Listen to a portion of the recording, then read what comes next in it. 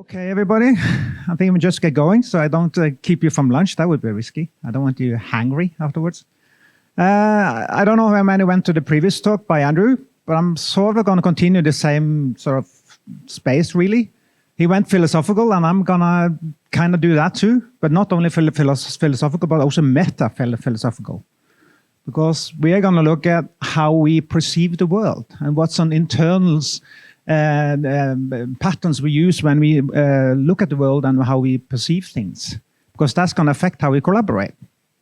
When I saw the keynote and also Andrew's talk, I considered in a brief moment I should switch the talk to another one, because I have used to talk about social-technical system design, which is how you organize teams or groups in an organization, and not just at the code level or the coding level, but the whole organization. How you do that, because we are working in a social-technical environment, a system that is social-technical. And Andrew got a lot into that with the power structures.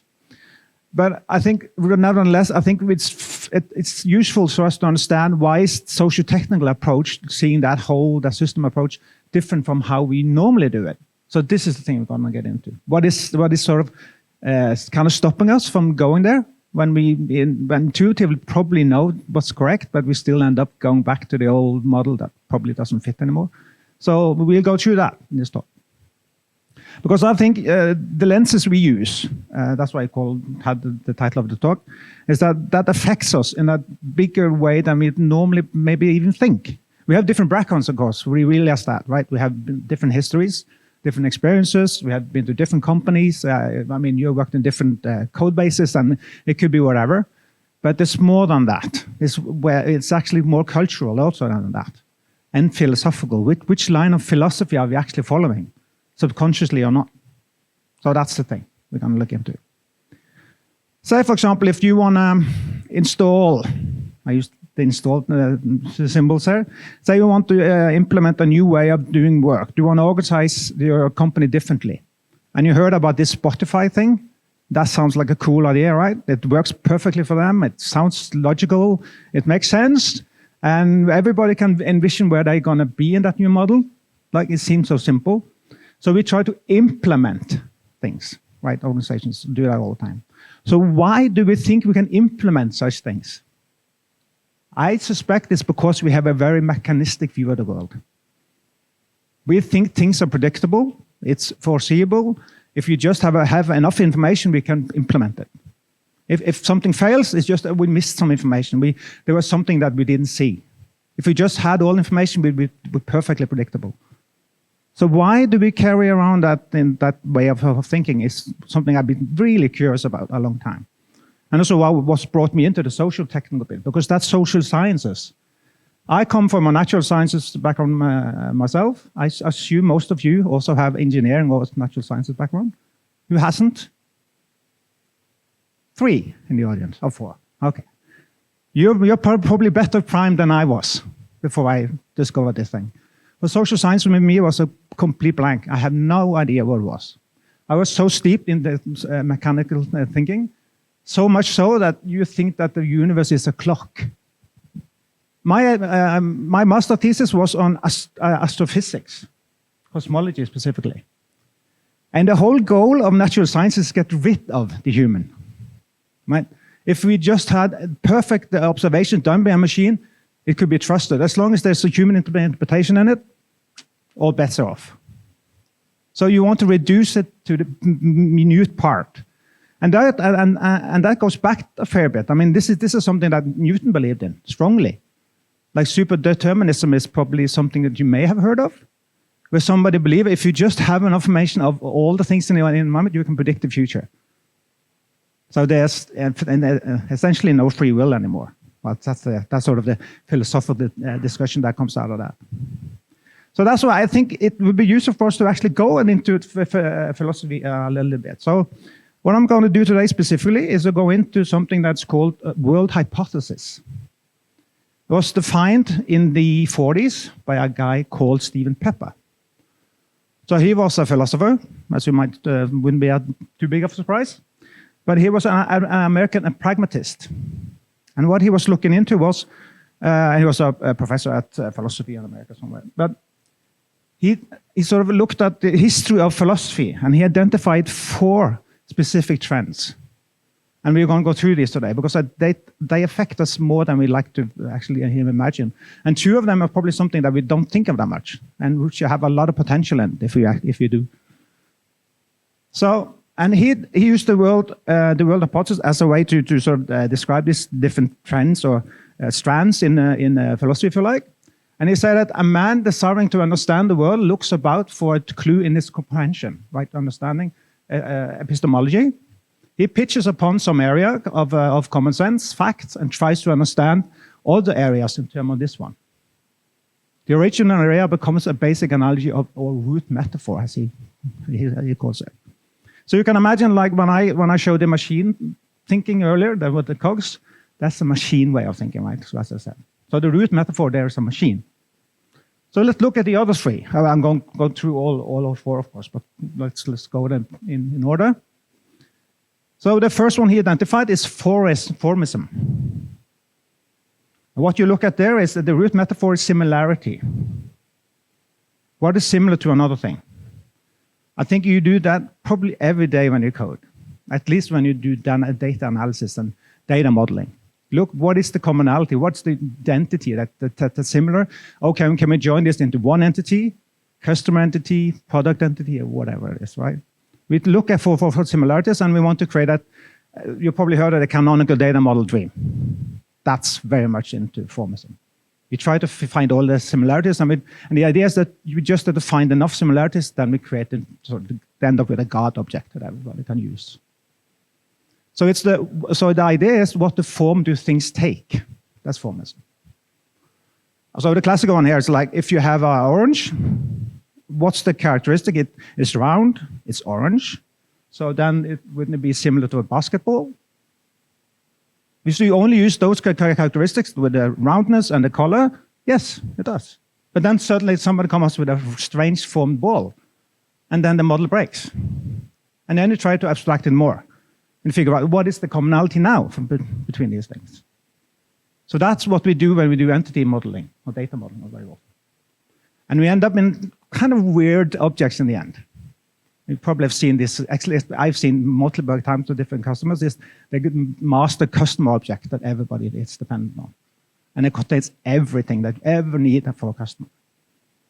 Be it a person or an organization or whatever it is. So you end up that some people, or in some models, they call it party instead, because they understand that customer is not valid anymore. It's more than customer. It's also employees, something like that.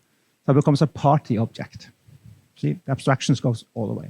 So that's formism. And that is probably the oldest trend in philosophy. It goes back to Aristotle and Plato and all those ancient Greeks. But we still use it. It's not gone. It's not ancient in that sense. Another example is, which I love, this one, I've taken that from a colleague. Saying, okay, if you have a tiger, what's similar to a tiger? Oh, the tabby cat. You don't want to confuse those 2, I think. Right. That would be a bad move. Or another one is what's the hoarseness of a thing? There was another great talk by Einar Høst, which I can recommend for you if you want to look into modeling ideas and domain modeling. Yeah, so what's the essence? What's the essence of a horse? And of course, the zebra pops up. Right? They're not the same. You can't even ride the zebra. There's a reason why we don't use those as horses. Right? Or to go a little bit more into social sciences, let's look to people. We also intend to say, at least project managers, which worked in projects, you're not a person anymore. You rarely have a name. You're a resource, a FTE, full-time equivalent, right? So you're reduced to a part, an entity, and an essence of thing. You're a resource, basically. That's what you end up being. So you lose the identity of every person. So that is formism. That's 1 of 4.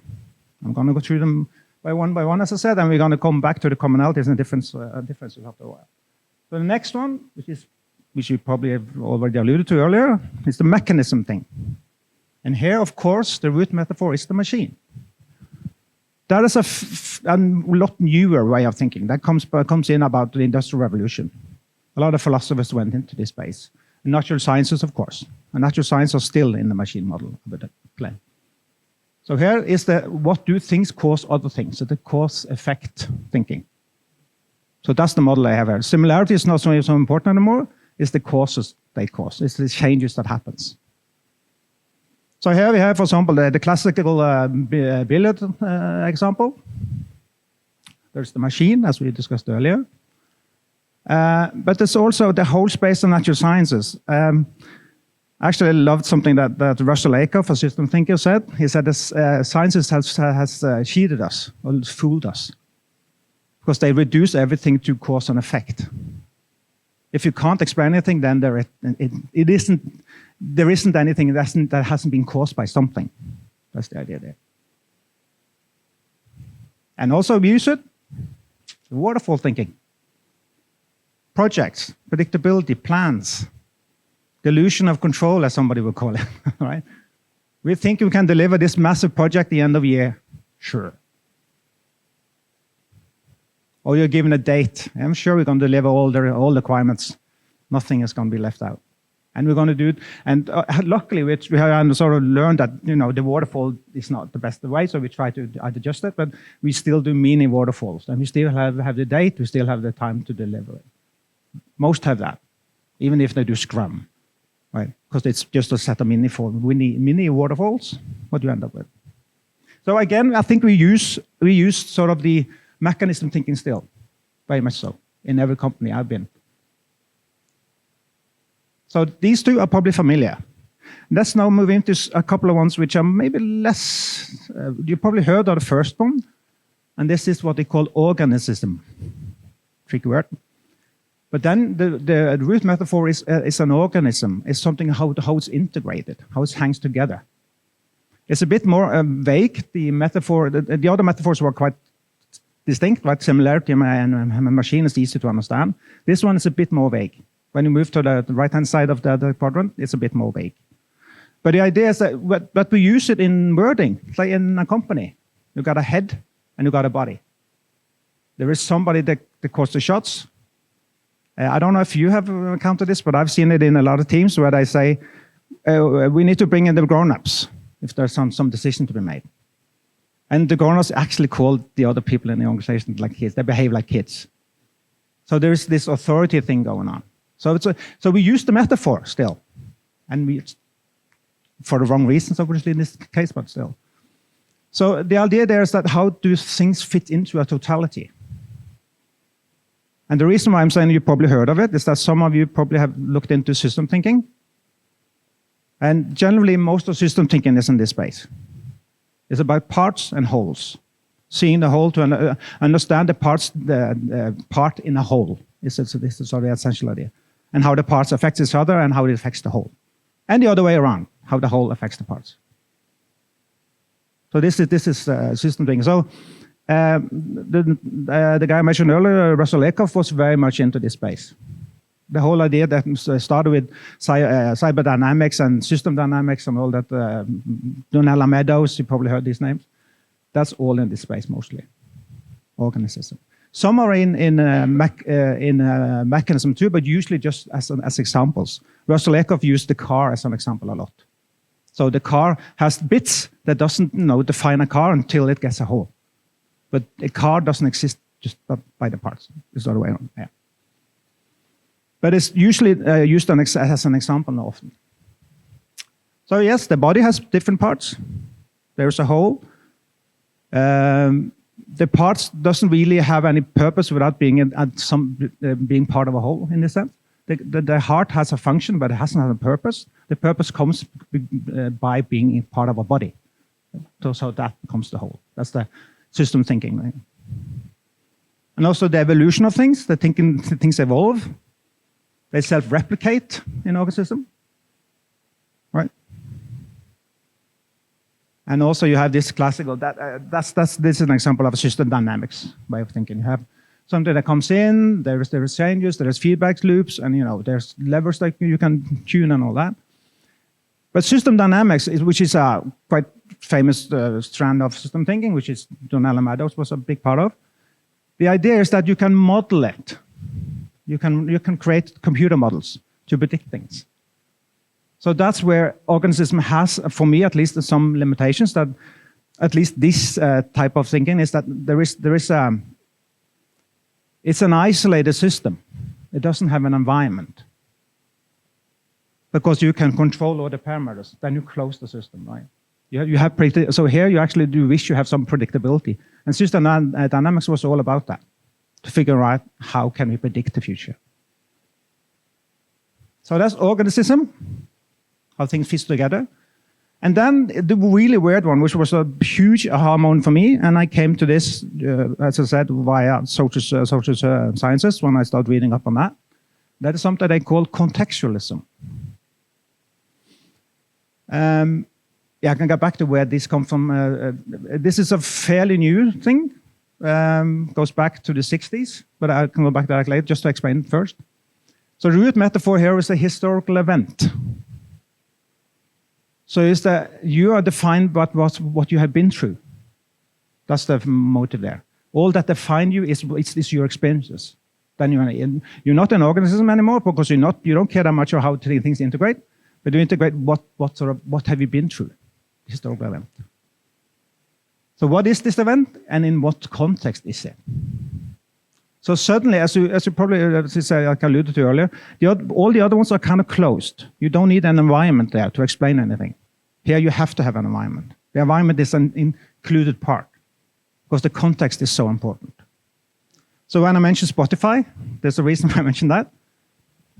It worked at Spotify because it was at Spotify. Yes, you can learn from it. You can probably use the general idea to build it, but you never recreate what happened at Spotify because that was contextual. It was based on their history. You can't recreate that unless you're Spotify. Right.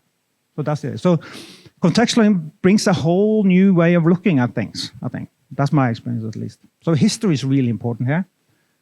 A diary, what have you been through? What's the experience, what your thought has been since you were born? So it's extremely complex.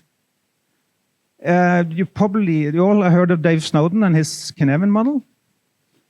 He used a distinction between complicated and complex. All the three before this one is complicated. You can argue that the organism moves a little bit into complexity, but not really, because you actually, ideally, you can model that. Complexity or contextualism, no way. You would never ever manage to, even in a data model, recreate all your history, for example, right? Never. So you don't even try to do it in this way of looking at the world. So for those of you who haven't been into domain-driven design, you know there's the idea of different models. So in a sense, domain-driven design takes this into account. It says, no, you can't create a canonical data model. It's an admirable attempt, but it's impossible. Because you can't have the same context everywhere. It's contextualized. So the model is contextualized. Hence, bounded context in domain-driven design. So domain-driven design actually takes this into account, the contextualism. I don't think they're aware of that, let's be honest. But they are, which was a huge aha moment for me, at least. So we have these four metaphors. And there is a reason why I put them in this 4x4 matrix, because there is a certain characteristics that two of them, contrary to the others, have and do not have. Okay, I had this one as well. Yeah, I hope I skipped that one. But because, as I said, there is a philosophy strand here. So the formalism is Plato and Aristotle predominantly. Mechanism is Descartes, right? This is the sciences bit, Locke, Hume. Organism is Schelling and Hegel. While contextualism, and probably why Stephen Pepper wrote about this, he was a pragmatist. So his idea was definitely contextualism. So you should give that a little bit lineage there, that he comes from that space, so he's probably lifted that a little bit extra. But it's Peirce, James, and Dewey, and of course then Pepper. So it's fairly new, 60s, 70s they came about that. But yeah, so the way they're grouped. So the ones on the left are very analytical. That means that if you understand the parts, you understand the whole. So when you have a product and you split it up and you send teams away to sort of analyze their little part, you're doing analysis. I mean, that's the thing I've been doing all my life, and it's analysis. I have a problem, I break it down to the parts, and I study the parts in isolation. And I don't care about the interaction between the parts. No. If I understand the part, then I move to the next part, and then I understand the whole, I think. So that's analytical. You start with the whole and you break it down. Well, this one is synthetical. Sorry, that's synthetic.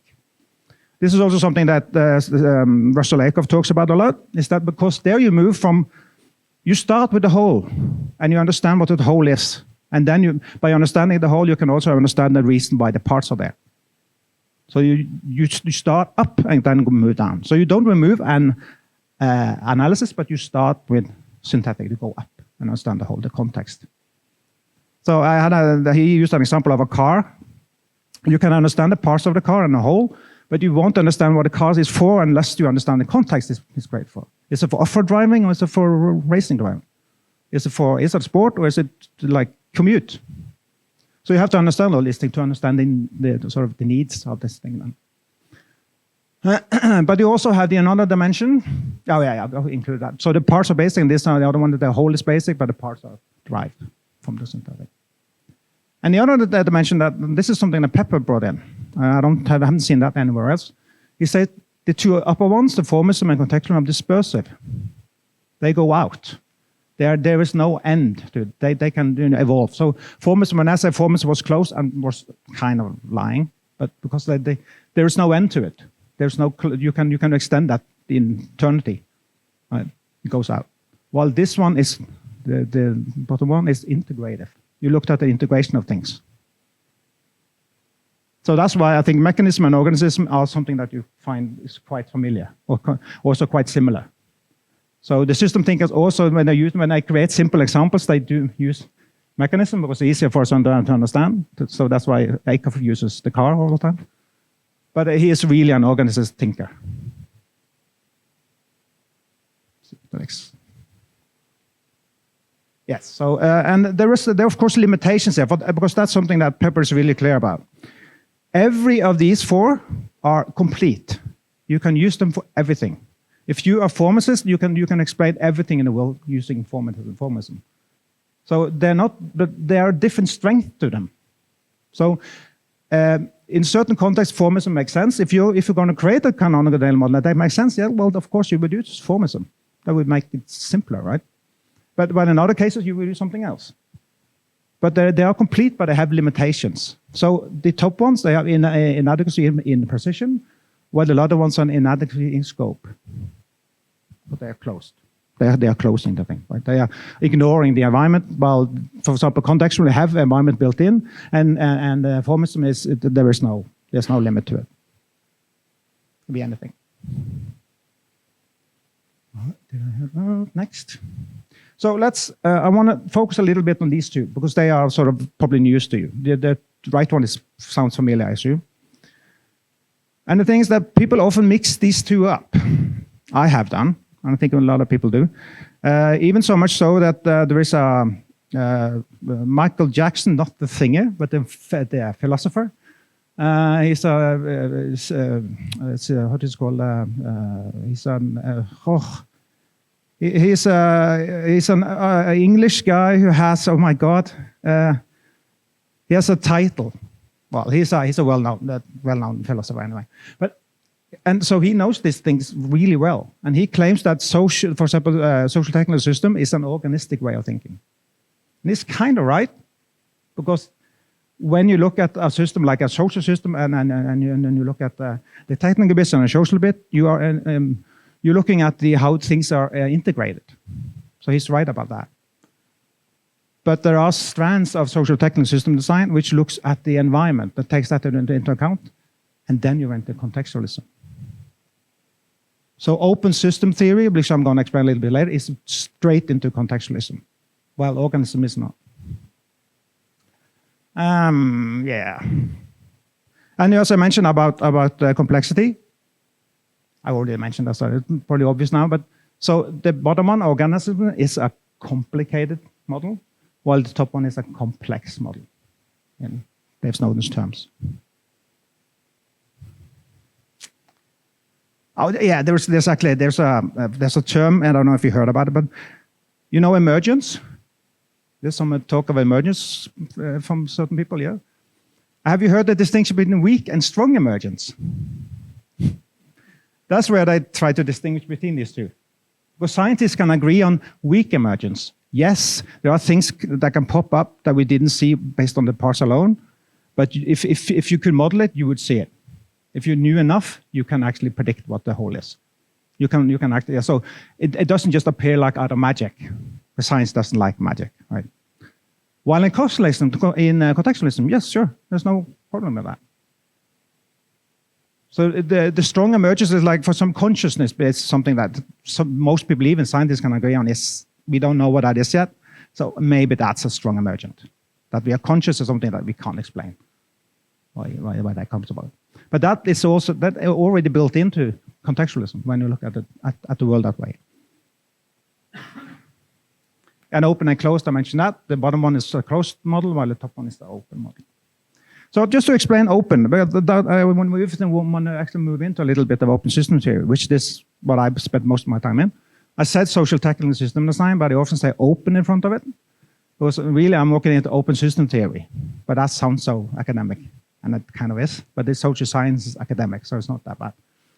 So it's understandable, and I'm just going to show you quickly. Say you have a social system, or a social technical system, say your teams. Often we draw circles or we draw boundaries around them. There's something that they work with, and that's their responsibility, and we want to have them to work with other people as little as possible. Fast flow, for example, from team topology is a good example of that. So we try to isolate them, and that's an organicistic way of thinking. We believe we can do that. But if you use contextualism, that's impossible. Because the boundary is open, it's permeable. You would always have relations to somebody outside that team. Just going home to the family would affect this thing. If you have a bad day at home, come to work, you behave very differently from when you have a good morning, stand up on the right leg. So you can't isolate people from the environment, is the idea in open system theory. So in an open system, the environment is inherently there. You can't take it away. So you're really into contextualism here, right? Because it's dead on. And these two integrate. So they interact, they are mutually determinate. So the system is defined by the environment it's in the environment it has, and also the environment is defined by the system it's an environment for. Actually, I think there are some of these open system theory thinkers who say that the environment wouldn't be there if it wasn't for the system, and vice versa. So the environment changed the system, and the system changed the environment. Here. But they also, some of them also goes further, say that there is different types of environment, and this is where probably they call the first set of environment for you can envision this as they call it task environment, but you can imagine this to be the industry that you work in. So if you're in a company, and the industry, so the competition could be there. And most companies that look at that actually treat the competition look at this part of environment, but ignores the global one very often. So what sort of trends are happening in the world in general? What can affect us that we couldn't foresee? So that's when you go full on the environment. So in order to survive in this kind of context, because then you're a contextualist, how can you? If you like the illusion of control, for example, if you're a mechanistic thinker, sure you can believe that and hope for that, and maybe once in a while it actually works. But most, as we know, most projects doesn't go that well, because the world isn't as predictable as they assume it to be. So we need to be adaptive planning is the term that they use in open system theory, which means that as long as you affect the environment, you're actually also in control of what's going to happen in the environment. So you can, in a way, actually have some prediction of what the environment is going to be like, or at least you can affect it to the better. So you can affect this in a way that either is better for the world in general or better for you as a company. But also when you learn from the environment, you can't just assume have forecasts or prediction long way in the future. You need to be able to puzzle. They call it puzzle learning. That means that you can understand the first puzzle piece you put together, but you wouldn't understand the next. So you have to do one thing first and then learn. So that's what we are good at Agile, at least. I try to be good at Agile. So this is what is often referred to as Emery's open system theory. And this is where Michael Jackson, and I called Mike, he sort of confuses the thing a little bit, I think, because in a social technical system, which is the the teams, they can be isolated. But in open system theory, you would include the environment, which means that you would be contextualist. So you move from being organism to open system theory. This is a little bit tricky, but it's just to illustrate that some people are actually working in the contextualist space. It's not like something that we can't deal with. There's a lot of people saying that the complexity, well, I'm just going to give up then. If everything is so unpredictable, no. There are techniques we can use for this. Yeah, and I just want to follow up a little bit, because social technical again, the teams. Because this whole thing is layered. When you're working in a team, you also need to relate with the people that you're working with, right? So you need to relate with these, and you need to relate with the environment, and everything hangs together. Which means that when you put a team together, and that's sort of the biggest conclusion from open social technical system design, is that the team must design themselves. They can't be designed by anybody else. So the people doing the work need to just design the work they want to do. It's only then that you get the commitment and engagement and control and accountability and all the stuff that we need. It's only when people do it themselves. So you can't be put to them or enforced to them, imposed on them. So that's the biggest learning, participatory learning. I don't know if you went to Andrew's talk earlier, but he got a question. I so wanted to answer that. So, but how can you deal with these power structures? And when you sort of give team space, that's what Agile do often, right? You give them space and you let them self-organize or be autonomous. But you just move away. The leader just moves away from them and give them space and hold the space is often that term used. But how on earth are they going to know what to do? They haven't been part of that whole process, what's happening, what's been done before. So they need to participatively figure out how to do that themselves. So you can't just remove structure and hope that things are going to work out. You need to. They must be given the opportunity to create their own structure, participative design. And I want to conclude with a couple of things, because I think these hypotheses, as I said, they're relevant. They're not like the one is better than the other. I'm a big fan of contextualism, because I think that solves a bit more of our problems that we have. But there are certain things that, so you can use mechanism for a lot of things, you can organisms for a lot of things, and as I said, formism also, but you shouldn't mix them. That's the danger. Say if you have an organization that we always end up with that, you end up something in what they call in open system theory mixed mode. You say, yes, we have some agile teams and we let them do what they want, but damn well, we're not going to change the other power structure in the organization. We're going to have a line organization, we're going to have managers, and we're going to have the whole thing. So you change some bits into organism, or maybe even contextualism, but you keep the rest of the organization to be very mechanic. That's a power structure. And when you do that, the mixed mode is terrible, because then you have all the power structure that you did before, but you also have the confusion. The teams think they are in control, and they are in control as long as they are allowed to. So that's the space that Andrew was talking about, is that given the space, yes, you're given the space, but they do really know that they are only they are temporarily given that space. That's why I hate the word empowerment.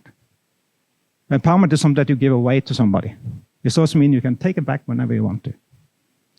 So then you have mixed two very different ways of looking at the world when you do that. Scary. We really should stop doing that. We have also, like they said, the entities. How many minutes do I left? Yeah, just a couple of more examples. Say if you do the canonical Taylor model, as mentioned earlier. Just a simple example. You're stuck in formism, and you believe in that. But then suddenly you decided, okay, this entity that I created, the custom entity, we can use that different places. It can be reused, is the idea, right? Reuse of code, same idea. So then you believe you can do mechanism. Because this bit is just a cogwheel. Why can't they use it the same? It's just a library, right? Can't they just use it? So then you moved from formism, which you started in, and moved into mechanism. And they conflict, is the idea. So be careful when you mix them. Another example, say if you have a team, and you see that the team is lacking some expertise, what do you want to do? Any suggestions how you would do that? Just to bring you in a little? Yes? Train them, yes? Other examples? Hire someone? That's another one. I expected these two to come up. Thank you. What do you think hiring someone? What sort of mental model do you probably have then? Yes. Or even mechanism even. Because you think that the expert knows everything and they could just, it fits in. But yes, it's in the bottom. While training, what's that? Sorry? No. Sorry? Yes. It's definitely on the right-hand side. Because you increase the capacity and knowledge of the team. So they grow. Right? So you're into the organism. What about let them fail? Interesting question. Let them fail. I would claim that then you're into contextualism. Because in organism, you expect things to hang together. There's a causality and there's a relation between things. If you expect them to fail, or if you give them the opportunity to fail, you're actually acknowledging the contextualism, I think. So if you have leaders that are stuck in the left-hand side, good luck getting the rest of the organization to move into the right-hand side. Because they have very different use of the world. Another one. Oh yeah, since I mentioned team topologies. This is not a rant in any mud, but I have some issues with team topologies as well. I always have issues with something. But what do you think is an issue with fast flow? They have modified it a little bit. First, I thought it was like just get stuff out the door. Thank God I missed, that was not the intention. They want stuff fast into the hands of the customer. But what do you assume that you can do that fast?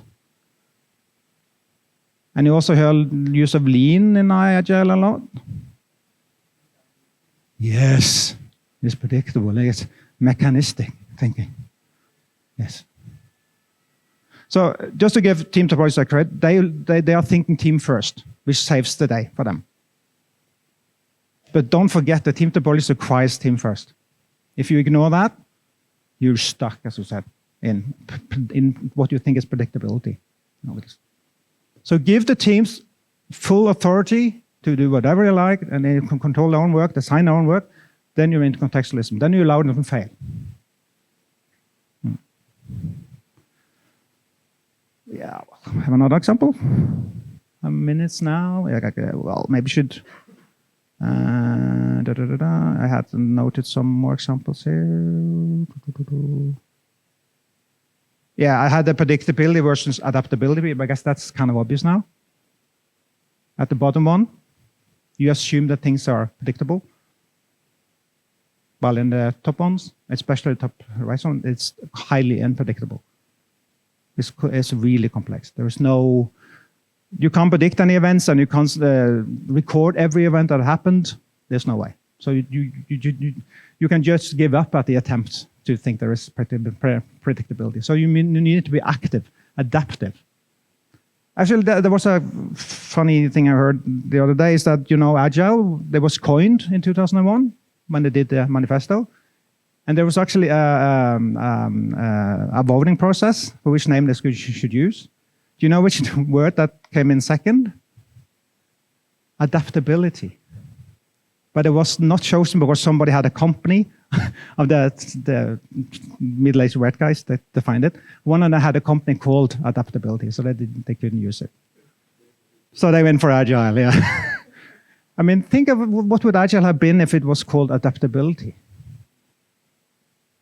I think it would have fit way better into contextualism because then inherently would mean that they have to be adaptable to changes. And an organism, you're not necessarily you have to be that.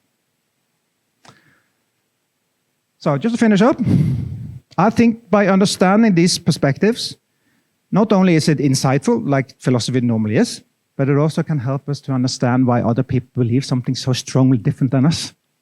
Right? So you don't have to get into this horrible argument where nobody's going to win because everybody's right in their own sense, because they look at the world very differently. So you can argue to the end of the world, they would never see it if they are stuck in another way of looking at the world. If they believe in mechanism, and I say, but everything is unpredictable, they're just going to laugh at you and tell you to go away, like Newton probably did if somebody said something else. Because when you strongly believe in that everything's predictable, everything else is just, even hearsay or heretic. Right? So I think we can avoid a lot of those, and just keeping in mind and trying to understand what the other person, where they come from, and what sort of mental model they may have, can actually help you not only understand them, but actually get into a commonality. So I use that a lot now. I try to figure out where people come from. So if we disagree, if the disagreement is dysfunction, at least I try to do it. All right, that was it. Thank you. We're going to have time for some questions now, right? Okay. If there is any. But if not, you can contact me on social media. I'm fairly active on these, and usually as Trond Hjort at the different platforms. And also, if you found, just a brief little intro to open system theory here, there's a lot of practices that comes with that. Because as Kant said, theory without practice is intellectual play, but practice without theory is blind, so I try to combine them.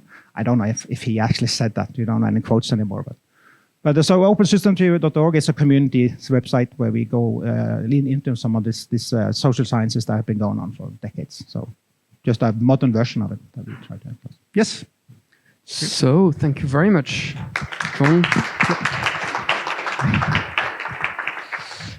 Who has a question? I know that people or ideas. Or ideas. Yeah. Sure. This is a space I'm still exploring. Thank you very much. My question is, organizations direct the way teams are organized, the Conway law and things like that. And this is very enlightening. But the question is, how do you implement that when you're in a kind of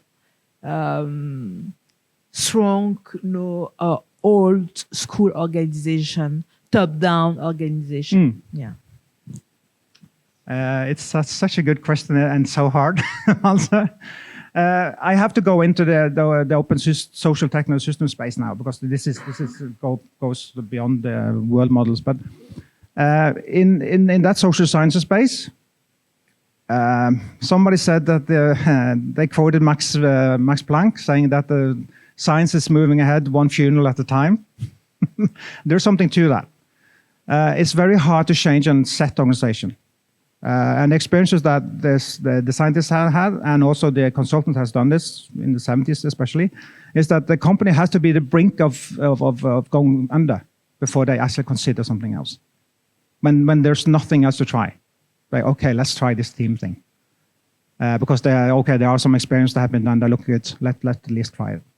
So it's really, really hard. But if the examples I've seen in sort of modern time is like Burzorg or Heyer or somebody else, is that you need some visionary leader actually in place.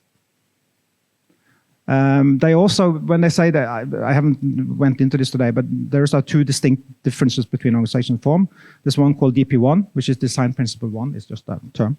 And Design Principle 2. Design Principle 1 is the bureaucracy, as you described, the old set organizations. While DP2 is more of a flatter organization, more team-based.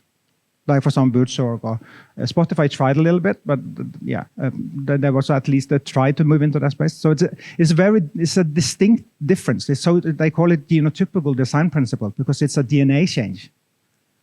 Because all the power hierarchy has to go and moved into the groups. So it's such an amazing change that it doesn't happen unless it's anchored way at top. Yeah. Sorry to say. So the leader has to have a contextual view of the world, I think, unfortunately. My take. Anyone else? Yeah. Cool. So it's mostly following the question. So we are in a typical company, typical Western company. It's not bad, it's not good. And it is real because one of my colleagues is a fan of open system theory. He keeps talking about me, oh, it should work. And say, Cool. no, maybe it's not.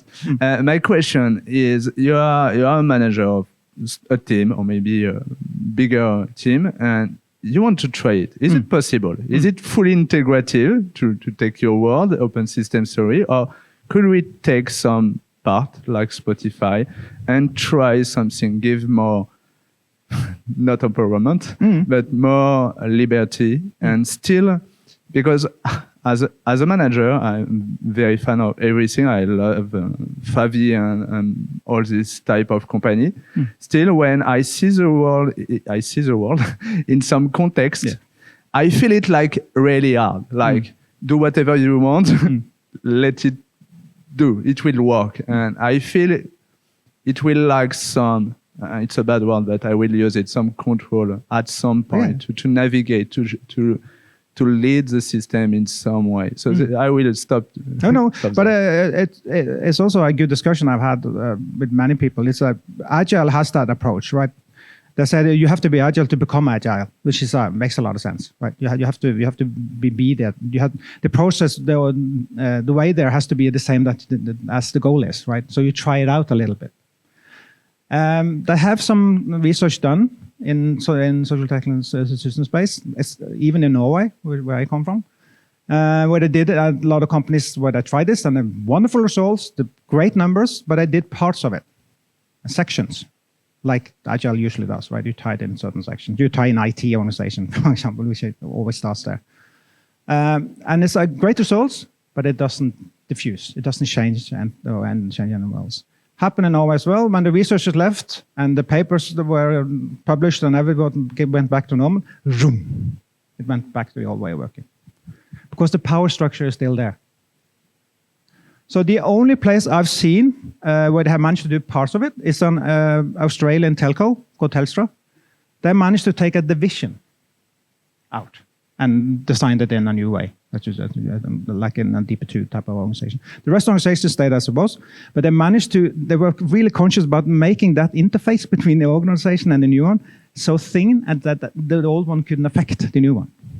So that's when you can make it happen, I think. That's what I've seen. Just small pockets, well, unless top management are pushing it, no, it's not going to happen. Sorry, it's a dysfunctional way of dystopian even, but yeah. Anyone else? I don't know how we're on time. Yeah, sure. We have 10 minutes left before the lunch, so we have the capability to have a discussion with Trond. Maybe I have one question. Isn't the fourth, the contextual organization type, like something not at the same level than the other one? Maybe you can include the other ones. It's maybe a bit like your question. Something like a meta organization. Sorry. A bit yeah. Sorry. I'm just asking to understand. So you're saying that the organization itself is contextualist, or no? No, saying that the mental model of contextualist can include the other ones. Oh yeah. Sorry, yeah. But also a good question. Yes, I think it can, and also they have seen good examples of that. For example, when teams are allowed to self-organize, then you're starting out with a contextual view. You assume that people who do the work actually know how to design it. So it's not predictable, it's not foreseeable, it's not mechanistic, right? So, but they can decide to organize themselves however they want. So if they want to be hierarchical or bureaucratic even within the team, that's fine. No problem with that. So you can have the contextual with bits of the other ones in it. No problem. But their whole needs to be contextualist in order to do the work. Just to give you an example, representative democracy. What do you think that is? I could have used that as an example. I can't think of it. Like the democracy we are used to, when you vote on people and they rise to the power.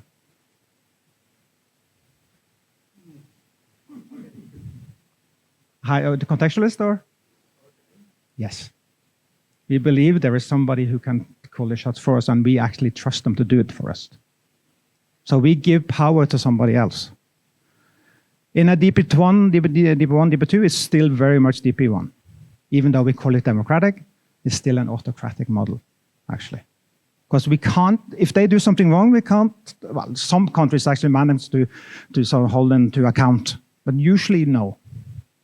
They are left to do whatever they want as long as they got the votes and make sure that they get the votes next time they're going to be up for votes. So it's a very autocratic way of thinking. So it's a, as you said, it's an organistic way of thinking. So teams can decide to do that. But when teams do it, there's nobody outside deciding who's in charge. They decide. And if the team is small enough, they can, dethrone the autocrat if he or she becomes, bad mover or whatever.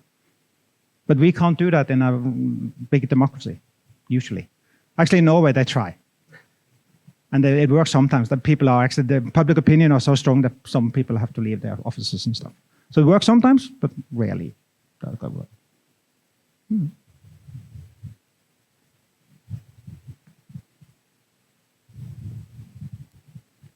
Thank you. That was quite mind-opening, and I really liked the way you presented the model in a simple way, for you to understand which mind model you might be navigating in. And I usually work as a coach, and I'm meeting with team organizations, and I often face a situation where you don't see, where you might see actually a team, a system falling into a specific zone.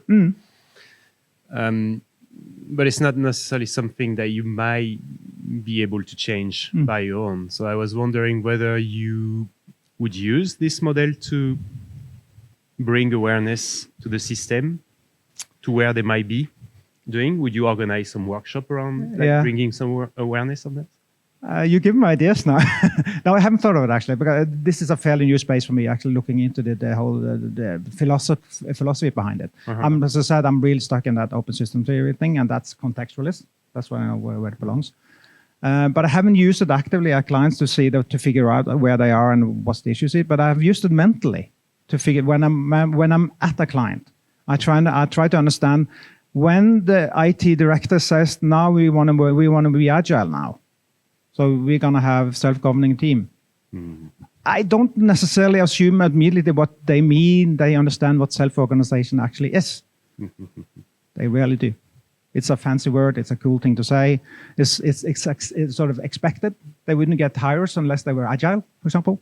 So they say they do it, and they try to create teams, but it's as little as possible. So then you understand that they are really stuck in mechanism, maybe organisms. They don't have taken in their whole contextual thing. So I use it as a mental model to understand things. Makes you a bit skeptical all the time, of course, but it's not uncommon, I think. I was thinking, what if you could help people or a system to get a broader eye on the options that they may have? Usually people or group of people, system will jump into the first solution that come to their hand. And they also jump into things they know. Probably on the right side. Yes, that's what that maybe that's an idea for you. I don't know. It's a good one. I wonder, what if we could open the eyes? Maybe we should contact you afterwards. Good idea. No, actually, one of the talks I literally considered after having a chat with you to replace this one with is the one that I did last week at FastFlowConf, which is annoyingly the same name of the conference, FastFlowConf. In Netherlands, on team topologies. I had a talk there called self-organization. You keep using that word. I suspect you don't know what that means. It's a quote from, I probably paraphrased it a little bit, but it's a quote from the Princess Bride movie. I had to have So, but because I think a lot of, back to what you asked, a lot of times they think they know what that means, but they don't know the consequences of what that actually means.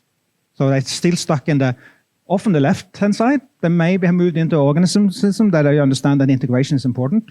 That teams need to integrate and coordinate and all that stuff. But they haven't got a clue about the top right contextualist. So I try to, encourage it, but I haven't actively done it. I think that we have our last question before lunch. Thank you for all the insights. Would you recommend, when we are hiring people or building a team, to try to have different to group people who have different world hypotheses? Yeah, I would. You would probably expect now you should hire just contextualists. No, I wouldn't. Definitely not. Okay. Diversity is still really important. And just so the whole idea with this session was just to make people aware of the differences, not necessarily saying one is good and one is bad. They're all, as I said, they're all complete. Pepper's adamant about that. There's no weaknesses in any of them. They just have different perspective on the world. And I think you need those different perspectives when you have teams as well. So I don't think you should hire specifically for something similar. Hire for diversity, if anything. But let them self-design. Yeah. Because then you realize that things are contextualized. They know best. They are closer to the metal. If you believe in experts, which by the way social technical scientists often are, they have a self-reflection there which they struggle with. They see themselves as experts, so they come in and design organizations, or did at least in the 60s and 70s. So they hand over a design, the organization, and I did long analysis for years and years and give them perfect design. And it could be a perfect design, but it would be owned by the organization. It would be somebody else built this for us. We don't believe in it. And then. So that's the insight from open system theory. You can't do that. Get rid of the expert. Bad thing to say as a consultant, I must admit. So, but that has actually changed the way I approach. Back to the question at the back earlier, it's changed the way I approach being a consultant. So I'm way more a facilitator and an enabler now than an expert that comes in. I can, and like Andrew's, the advice process, perfect. I would just wish he called that book the decision making in general, because it's not just architecture. You can use the process for anything. As long as you involve people, then you get the commitment that you need from people. You don't tell them anything. So that's probably how I changed my approach to it. So I'm a reluctant architect, if anything, if I'm hired as that. I try not to be an architect. Yeah. All right. Well, thank you very much again. Thank you.